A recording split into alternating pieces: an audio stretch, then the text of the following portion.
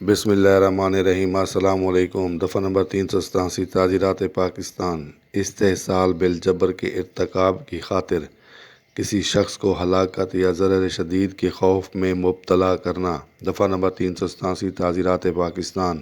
Number 1، جو کوئی شخص استحصال بالجبر کرنے کی غرض سے کسی شخص کو یا اس کے کسی رشتہ دار کی ہلاکت یا ضرر شدید کے خوف میں مبتلا کرے یا مبتلا کرنے کی کوشش کرے۔